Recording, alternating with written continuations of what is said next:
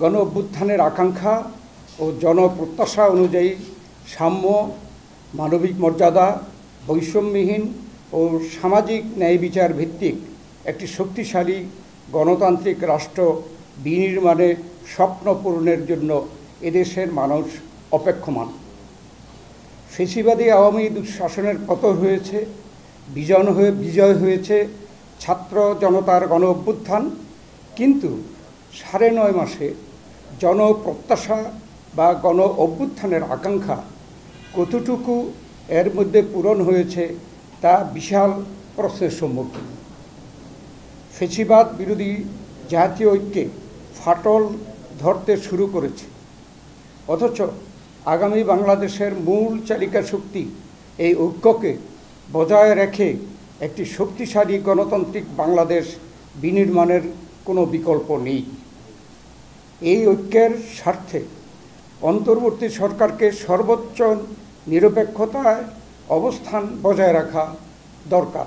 এমন বাস্তবতার স্থানীয় সরকার নির্বাচনের দাবিতে নির্বাচন কমিশন ঘেরাও করার বিষয়টি উদ্দেশ্যমূলক ও রহস্যজনক।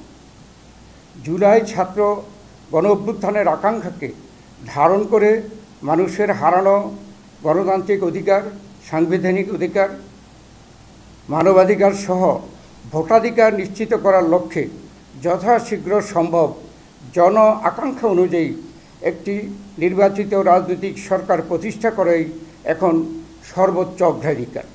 তাই আমরা একটি সুষ্ঠু, অবাধ, নিরপেক্ষ নির্বাচনের মাধ্যমে ডিসেম্বর 2025-এর মধ্যে একটি জাতীয় সংসদ গঠনের জন্য অবিলম্বে সুনির্দিষ্ট রোডম্যাপ ঘোষণার দাবি জানাচ্ছি।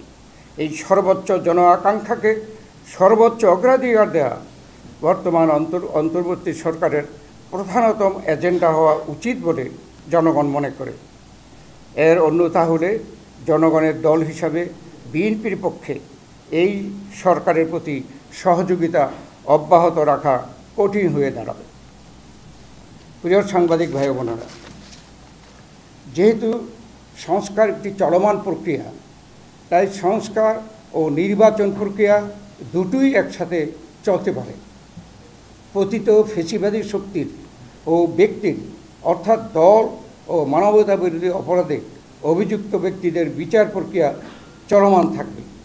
যে বিষয়গুলো এই সংবাদ সম্মেলনের মাধ্যমে আপনাদের সামনে উপস্থাপন করা হচ্ছে, সেই বিষয়গুলো আমাদের আগের প্রস্তাব ও পরামর্শের মতো উপেক্ষিত হলে তা হবে দুর্ভাগ্যজনক। সেক্ষেত্রে অনিবার্যভাবেই বিএনপি অন্তর্বর্তীকালীন সরকারকে সহযোগিতা রাখবে কিনা তা পুনর্বিবেচনা করতে বাধ্য হবে।